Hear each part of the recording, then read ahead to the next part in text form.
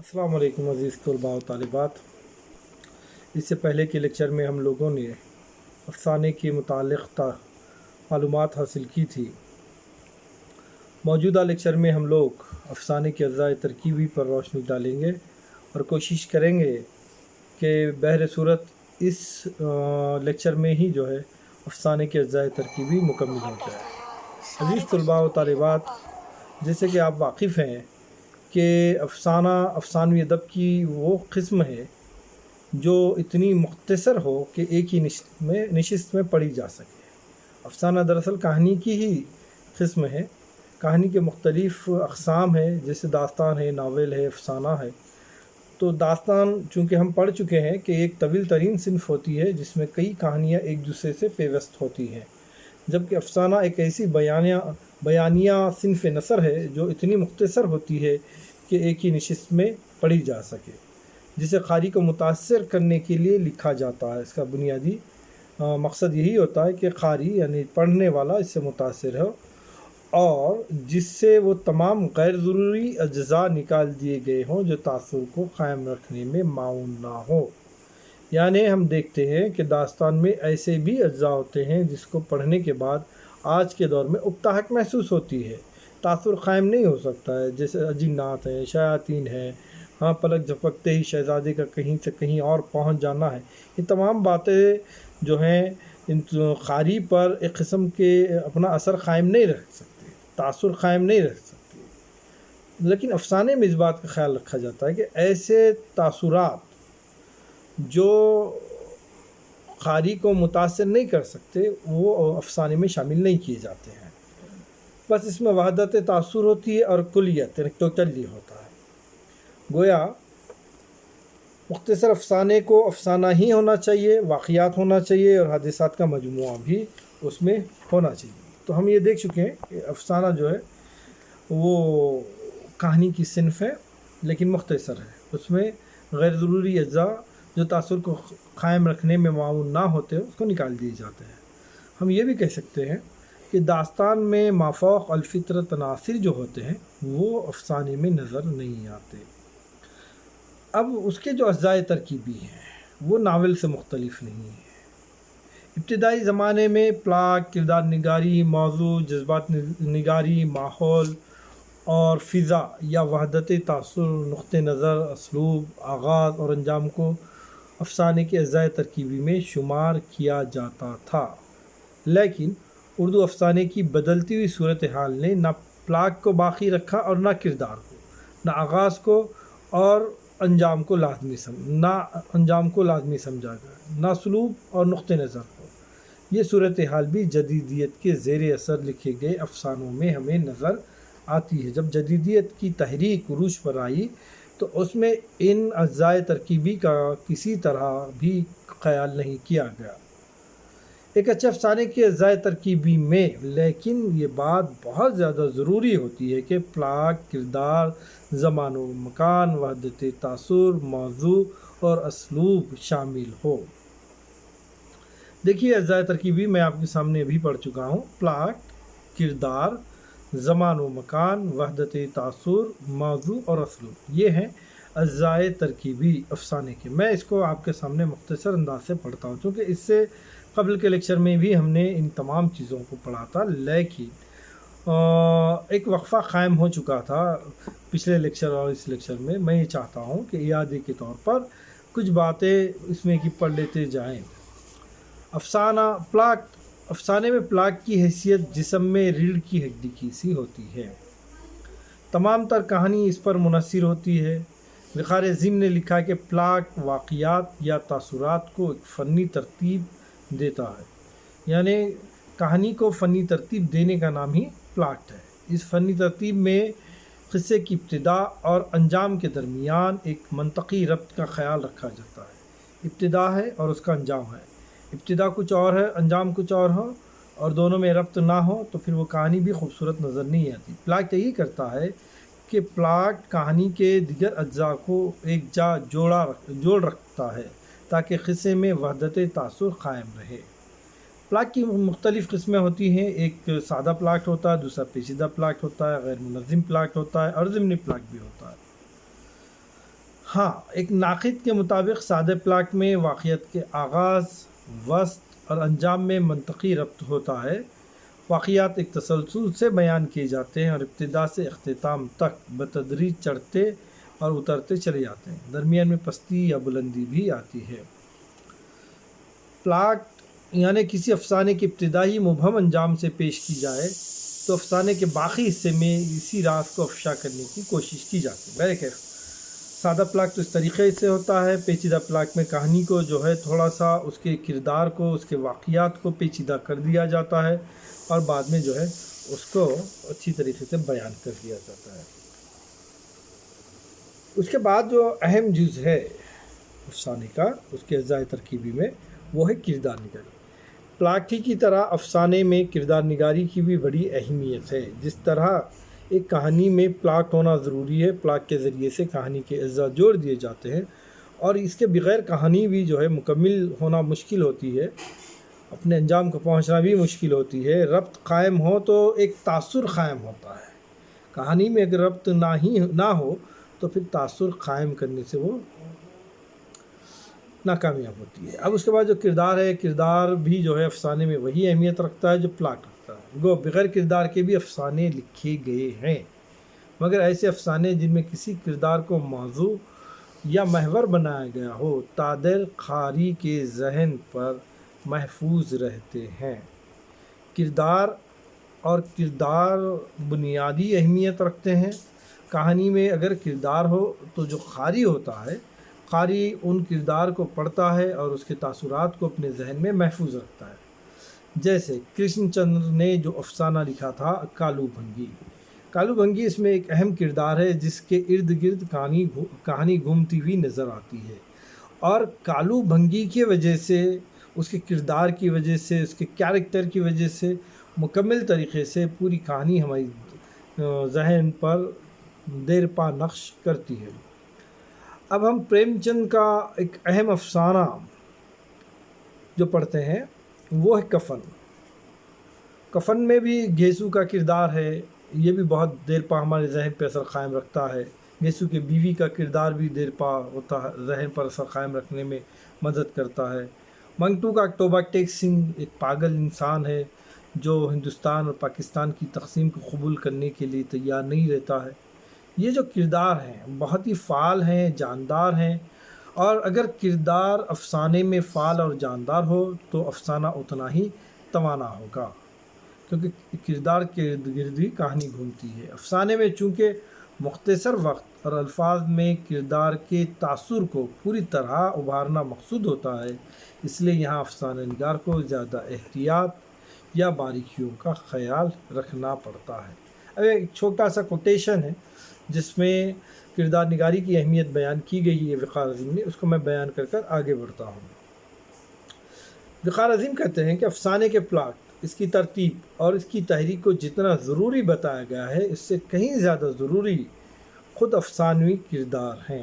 یعنی اس سے قبل میں بول چکا ہوں، پلاٹ جس طرح اہمیت رکھتا ہے اسی طرح بقول وقار عظیم کردار نگاری بھی بہت زیادہ اہمیت رکھتی ہے۔ اس لیے افسانوی فن کو تحریک میں لانے کے لیے ہمیں کرداروں کی ضرورت ہوتی ہے۔ کردار کے ذریعے سے ہی کہانی آگے بڑھتی ہے۔ اکثر ہم دیکھتے ہیں کردار نہ ہو تو کہانی کس پر لکھی جائے اور کہانی کس کے ذریعے سے آگے بڑھی جائے۔ کرداروں کے ذریعے سے ہی کہانی آگے بڑھتی ہے اور افسانوی فن بھی جو ہے اس سے متحرک ہوتا ہے۔ اب اس کے بعد جو ہے اب مختصر قسم کے کردار ہوتے ہیں، مثبت کردار بھی ہوتے ہیں کہانی میں اور منفی کردار بھی ہوتے ہیں۔ مثبت کردار اپنے کردار کو اچھے کاموں میں استعمال کرتے ہیں اپنی زندگی کو، اور منفی کردار جو ہوتے ہیں وہ جو ہے اب پوری کہانی میں منفی کردار ادا کرتے ہوئے ہی نظر آتے ہیں، تقریبی کارروائیاں کرتے ہوئے نظر آتے ہیں۔ تو ایک منفی کردار ہوتے ہیں، دوسرا مثبت کردار ہوتے ہیں۔ اب اس کے بعد جو ہے اب اس میں جو کردار ہے داستان افسانے میں جو کردار ہے وہ داستان کے کرداروں سے بہت کچھ حد تک ہٹ کے نظر آتے ہیں۔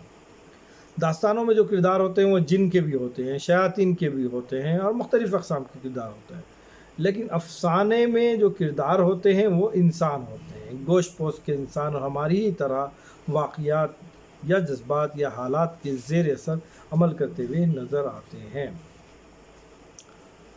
اب دیکھیے، میں نے آپ کو کہا کہ کردار کی بڑی اہمیت ہوتی ہے۔ کردار جو حقیقی اور زندہ ہوتے ہیں وہ پڑھنے والے کے حافظے میں داخل ہو کر وہیں ٹھہر جاتے ہیں۔ اب اس کے بعد ہے زمان و مکان۔ اجزاء ترکیب۔ افسانے میں زمان و مکان کی بھی اہمیت ہے، کیونکہ اگر افسانہ نگار کے ذہن میں واقعہ کردار کے واقع ہونے کی جگہ یا وقت کا صحیح علم نہ ہو تو افسانے میں تاثر کی کمی ہو جائے گی۔ بات غور سے سنیے گا۔ افسانہ نگار کے ذہن میں واقعہ کردار کے واقع ہونے کی جگہ یا وقت کا صحیح علم نہ ہو تو افسانے میں تاثر کی کمی ہو جاتی ہے۔ ایسا نہ ہو کر کردار کا تعلق شہر سے ہو یا کوئی واقعہ شہر سے متعلق ہو اور بیان میں گاؤں کی بات آ رہی ہے، تاج محل کی بات کر رہے ہیں، لیکن بیان میں کسی دیہات کا ذکر آ جا رہا ہے، تو پھر یہ بات ایک دوسرے میں جڑتی نہیں ہے۔ سڑک کا ہو حادثہ یا کوئی اور ہو، اس میں تاثر قائم رکھنے کے لیے زمان و مکان کو بہتر انداز سے پیش کرنا بہت ضروری تو ہے۔ چنانچہ زمان اور مکان کی پیشکش میں بھی افسانہ نگار کو کمال احتیاط برتنے کی ضرورت ہوتی ہے۔ زمان و مکان میں لباس، رہائش، طعام و قیام، منظر، پس منظر، آس پاس کا ماحول، سبھی امور شامل ہیں۔ اگر دیکھیے زمان و مکان میں افسانے میں ایک کہانی بیان کی جا رہی ہے اور افسانے کے کردار کا لباس اس طرح پیش کیا جا رہا ہے کہ وہ شہری زندگی کی عکاسی کرتا ہے، لیکن کہانی اگر جو ہے دیہاتی زندگی کی ہے اور لباس شہری زندگی کا ہو تو اس سے کہانی کو نقصان بھی ہو سکتا ہے۔ اس لیے زمان و مکان کی پیشکش میں بہت احتیاط برتنا ضروری ہے۔ کہا جا سکتا ہے کہ زمان و مکان کے بغیر واقعہ قائم نہیں ہو سکتا۔ حالات اور واقعات کے بطن سے ہی کوئی واقعہ وجود میں آتا ہے۔ اس میں افسانہ نگار کا مشاہدہ اس کی کافی مدد کرتا ہے۔ تو زمان و مکان بہت زیادہ اہمیت رکھتا ہے، اس کے بغیر کہانی میں تاثر قائم نہیں ہوتا۔ جس زمانے کی بات کی جا رہی ہے اسی زمانے کا پس منظر بھی پیش کرنا پڑتا ہے، اسی زمانے کا منظر پیش کرنا پڑتا ہے، اسی زمانے کی زبان پیش کرنی پڑتی ہے، اسی زمانے کے لباس پیش کرنا پڑتا ہے، اسی زمانے کی تہذیب پیش کرنا پڑتا ہے۔ اگر آپ تہذیب ایک پیش کر رہے ہیں اور زمانہ ایک الگ دور کا ہے تو پھر وہ کہانی تاثر قائم کرنے سے محروم ہو جائے گی۔ اب وحدت تاثر اس کا اگلا جز ہے۔ وحدت تاثر اردو افسانہ کا لازمی جز بھی ہے اور ناگزیر شناخت بھی ہے۔ یعنی یہی ایک وصف ایسا ہے جس کی بنیاد پر افسانے کو ناول سے الگ کیا جا سکتا ہے، ورنہ دوسرے لوازمات تو ناول میں بھی مل جاتے ہیں۔ افسانہ نگار وحدت تاثر کو قائم رکھنے کے لیے کردار، واقعہ یا بیان تمام صورتوں سے کام لے سکتا ہے۔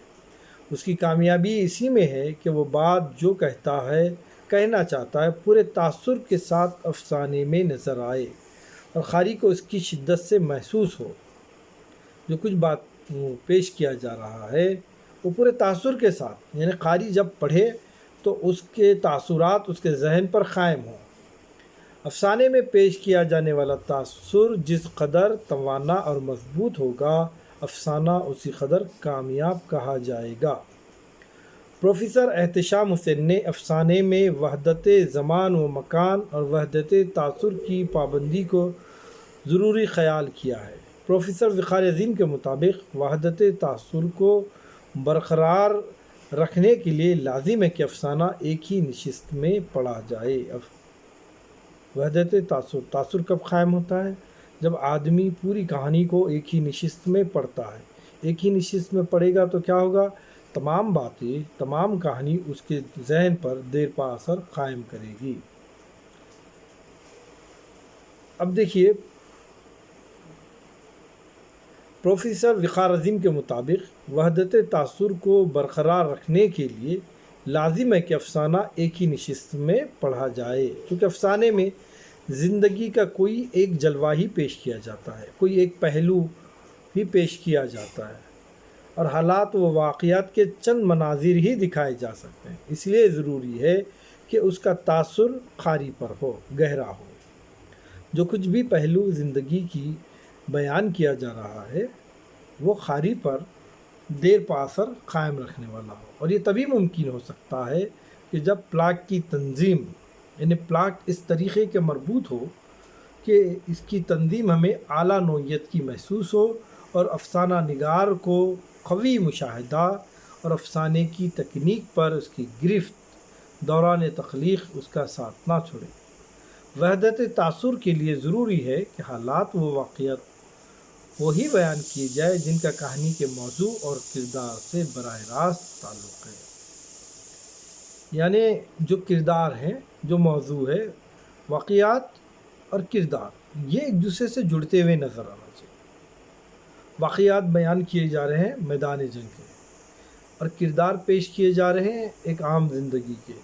واقعات بیان کیے جا رہے ہیں تاریخ، یعنی بہت ہی ماضی زمانے کے، اور کردار پیش کر رہے ہیں موجودہ دور کے، تو پھر اس سے وحدت تاثر قائم نہیں ہو سکتا۔ پڑھنے والے قاری کے ذہن پہ وہ تمام باتیں اثر نہیں کر پاتی جو ایک افسانے سے قائم ہونا چاہیے۔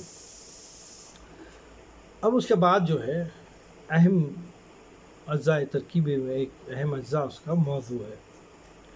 افسانے میں موضوع کی بھی بنیادی اہمیت ہے، کیونکہ موضوع اگر اچھوتا، نیا اور متاثر کن ہے تو افسانہ بھی کامیاب اور یادگار ہوگا۔ اگر موضوع ہی پامال اور کمزور ہوگا تو افسانہ بھی کمزور ہوگا۔ موضوع کو جو ہے متاثر کن ہونا چاہیے۔ جب اس کا موضوع پڑھ لیتا ہے تو آدمی کا دل چاہے کہ اس کہانی کو، اس افسانے کو پڑھے۔ افسانے کا موضوع ہماری حقیقی زندگی سے ہی متعلق ہونا چاہیے۔ کیوں ہونا چاہیے؟ کیونکہ افسانے میں جو کہانی پیش کی جاتی ہے وہ کہانی ہماری زندگی سے تعلق رکھنے والی ہوتی ہے۔ داستان میں جو کہانی پیش کی جاتی ہے اس کہانی کا تعلق ہماری زندگی سے نہیں ہوتا ہے۔ یوں تو موضوع کے حوالے سے کوئی پابندی نہیں لگائی جا سکتی۔ افسانہ نگار اس معاملے میں آزاد ہے کہ وہ جس موضوع پر چاہے افسانہ لکھے۔ کسی نے بجا لکھا ہے کہ افسانے کا اپنا کوئی مخصوص موضوع نہیں ہوتا۔ دنیا اور انسانی زندگی سے متعلق کوئی بھی واقعہ، جذبہ، احساس، تجربہ اور مشاہدہ اس کا موضوع بن سکتا ہے۔ کوئی بھی واقعہ پیش ہو گیا، اس واقعے کا موضوع افسانے کا موضوع بن سکتا ہے نا۔ کوئی ایک جذبہ بیدار ہوا کسی چیز سے متعلق تو اس جذبے کو افسانہ نگار موضوع بنا کر کہانی لکھ سکتا ہے۔ کوئی واقعہ رونما ہوا، اس واقعے کو موضوع بنا کر افسانہ نگار اپنی کہانی لکھ سکتا ہے۔ گویا انسانی زندگی جتنی وسیع ہے اتنی ہی وسعت افسانے کے موضوعات میں پائی جاتی ہے، جو زندگی کے سچے، حقیقی اور فطری مواقع پیش کرتے ہیں۔ ان کا مقصد زندگی کی وسعتوں میں سمٹی ہوئی تمام موجودات کی تشریح، وضاحت، ان کا تجزیہ، توجہ و تعلیل پیش کرنا ہے۔ وہ ماضی، حال اور مستقبل، تین زمانوں کے مشاہدات و تجربات سمیٹے ہوتے ہیں، جن کے ذریعے انفرادی و اجتماعی زندگی کی تصویر کشی کی جاتی ہے۔ یاد رکھو طلباء و طالبات، موضوع پورے افسانے کی روح ہوتا ہے۔ یہ کردار، پلاٹ، زمان و مکان، وحدت تاثر اور اسلوب تمام اجزاء کو بھی متاثر کر سکتا ہے اور متحد بھی رکھتا ہے۔ اس لیے افسانہ نگار موضوع کے انتخاب میں محتاط ہونا چاہیے۔ موضوع اس طرح منتخب کرنا چاہیے کہ قاری موضوع کو جب دیکھے تو اس کی توجہ پوری کہانی پر ہو، اور موضوع اس طرح ہونا چاہیے، کہانی اور موضوع دونوں میں ربط ہونا چاہیے۔ موضوع کچھ اور ہے، کہانی کچھ اور ہے، تو پھر یہ غیر مناسب محسوس ہوتا ہے۔ اب آخری جز وہ ہے اسلوب۔ ہر فنکار کا اسلوب مختلف ہوتا ہے، ہر کوئی جو ہے اپنے ڈھنگ سے اپنے طریقے سے جو ہے کہانی کو پیش کرتا ہے، اور یہ اسلوب ہی ہے کہ جو ایک فنکار کو دوسرے فنکار سے ممتاز کرتا ہے۔ یعنی جس کا جتنا اچھا اسلوب ہوگا کہانی کو پیش کرنے کا، وہ اتنا ہی جو ہے ممتاز کہلائے گا، اتنا ہی بہتر فنکار کہلائے گا، کیونکہ اسلوب یا اسٹائل ہی اس کا بالکل اپنا ہوتا ہے۔ جو پیش کرنے والا ہے اس کا اپنا ہی انداز ہوتا ہے، ہر ایک کا اپنا انداز جدا ہوتا ہے۔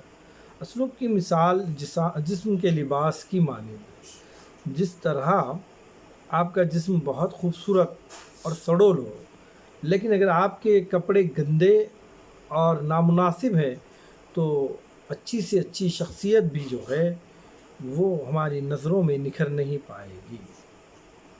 اور اگر جسم ٹھیک ہے، مناسب نہیں ہے لیکن بہتر ہو، لیکن لباس وہ اچھا پہنا ہوا ہو، تو پھر وہ شخصیت ہماری نظروں میں ایک تاثر پیدا کرتی ہے۔ بالکل اسلوب بھی اپنی جگہ وہی اہمیت رکھتا ہے۔ افسانہ نگار کی زبان میں سوز و گداز ہو پیش کرنے میں کہتے ہیں کہ بولنے والے کی مٹی بک جاتی ہے، نہیں بولنے والے کے گیہوں بھی نہیں بکتے۔ تو افسانہ نگار کی زبان میں سوز و گداز ہونا چاہیے، اشاریت، مائیت، رمزیت پر گرفت ہونی چاہیے، معنی اور الفاظ کے مختلف شیڈز کی فہم ہونا چاہیے۔ اچھا انشا پرداز ہو تو یقیناً اس کا اسلوب معیاری ہوگا۔ کسی نے بجا لکھا ہے، کیا لکھا ہے کہ فنکار کے لیے اچھا انشا پرداز ہونا بھی ضروری ہے۔ موضوع کتنا ہی دلچسپ ہو، اس کی ترتیب کتنی ہی فنی ہو، لیکن اگر اظہار کے لیے مناسب زبان کا استعمال نہ کیا جائے تو اپنے تمام تر تکنیکی و فنی محاسن کے باوجود افسانہ شاہکار یا کامیاب تخلیق کا درجہ نہیں پا سکتا۔ یعنی مناسب زبان کا استعمال ہونا ضروری ہے۔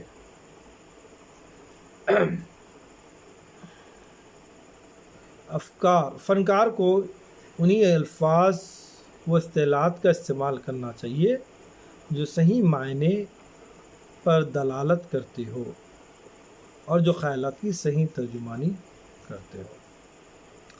اسلوب کو مختلف خانوں میں ہم تقسیم کر سکتے ہیں۔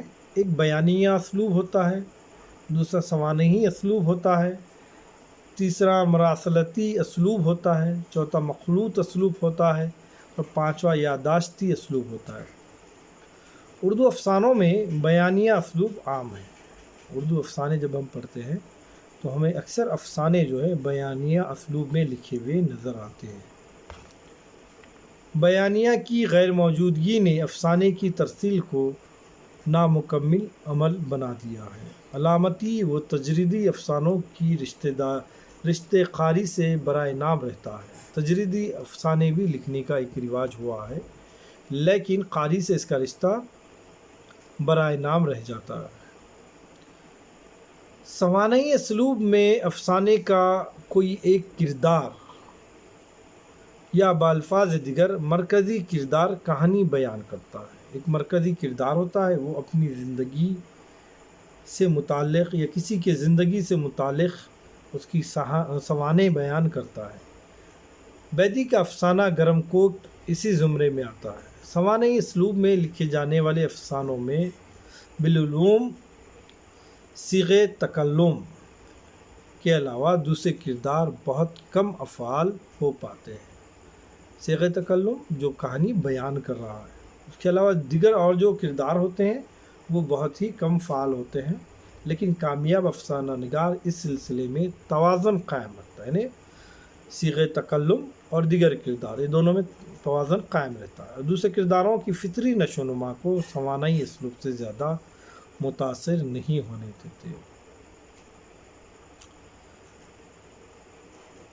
اب دیکھیے مراسلتی اسلوب، واقعات کا بیان اگر مراسلے کی شکل میں ہو تو اسے مراسلتی اسلوب کہتے ہیں۔ اسلوبی تجربات کے نقطہ نظر سے اس کی اہمیت ہو سکتی ہے، لیکن اس اسلوب کو بروئے کار لا کر جو افسانے لکھے گئے ہیں وہ کامیاب نہیں ہو سکے۔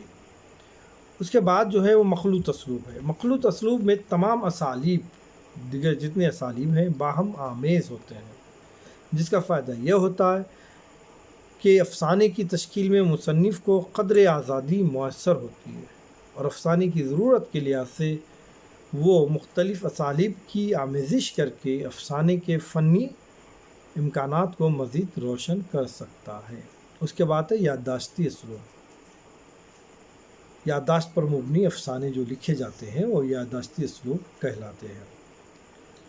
غرض ایک اچھا اسلوب اپنے اندر سحر کی سی تاثیر اور مقناطیسی کشش رکھتا ہے اور قاری کے ذہن پر دیر پا اثر قائم رکھتا ہے۔ اس لیے ضروری ہے کہ بہتر سے بہتر اسلوب اختیار کرے۔ جتنا اچھا اسلوب ہوگا اتنی ہی اچھی کہانی کہلائی جا سکتی ہے۔ تو یہ اس کے اجزاء ترکیبی تھے کہانی کی، یعنی افسانے کے۔ میں نے آپ کے سامنے پیش کر دیے ہیں۔ کردار نگاری، پلاٹ، کردار نگاری، زمان و مکان، وحدت تاثر بنیادی اہمیت رکھتا ہے افسانے کو۔ اگر تاثری قائم نہ ہو تو افسانے لکھنے کا کیا معنی رکھتا ہے؟ موضوع اور کہانی میں مناسبت ہو۔ دیکھیے میں ایک ایک لفظ میں بیان کر دیتا ہوں۔ پلاٹ کہانی کے دیگر حصوں کو جوڑنے کا کام کرتا ہے۔ کردار کے سہارے کہانی آگے بڑھتی ہے۔ کردار دو طرح کے ہوتے ہیں، منفی اور مثبت، یعنی اچھے کردار اور برے کردار۔ زمان و مکان، جس زمانے کی کہانی پیش کی جا رہی ہے افسانے میں، اسی زمانے کے پس منظر کو پیش کرنا افسانہ نگار کے لیے بہت زیادہ ضروری ہوتا ہے۔ تاثر افسانے میں ایک بنیادی اہمیت رکھتا ہے، یعنی افسانہ اس طرح لکھا جانا ضروری ہوتا ہے کہ قاری جب پڑھے تو اس پر اس کے تاثرات قائم ہوں۔ موضوع، کہانی اور اس کے موضوع میں مناسبت ہونا ضروری ہے۔ اسلوب جتنا اچھا ہوگا کہانی اس طریقے سے پیش کی جائے گی اور وہ کامیاب کہلائے گی۔ اس طرح جو ہے آج کا ہمارے اس لیکچر میں ہم نے افسانے کی تعریف کے ساتھ ساتھ اس کے اجزاء ترکیبی دیکھے ہیں۔ اب اس کے بعد ہم تھوڑا سا مختصر طور پر اس سے ہی اس کے آغاز و ارتقاء پر روشنی ڈالیں گے کہ اردو افسانے کا آغاز کب ہوا۔ اردو افسانے کو فروغ دینے میں کن افسانہ نگاروں کا بہت زیادہ کردار رہا ہے اور اس کا ارتقاء کس طرح ہوا ہے، یہ تمام باتوں کو انشاءاللہ تعالی عزیز دوسرے لیکچر میں ہم تکمیل کریں گے۔ اس کے بعد جو ہمارے نصاب میں قریب 4 افسانے جو ہیں پیش ہیں، انشاءاللہ تمام افسانوں کو افسانہ نگاروں کی حیات کے ساتھ، ان کی ادبی خدمات کے ساتھ پڑھنے کی کوشش کریں گے۔ بعد ازاں ڈرامہ بھی ہمارے نصاب میں شامل ہے تو اس کو بھی پڑھیں گے اور جلد سے جلد اپنے سلیبس کو، اپنے نصاب کو تکمیل کرنے کی کوشش کریں گے۔ آج کے لیے اتنا کافی ہے۔ بہت بہت شکریہ۔ اللہ حافظ۔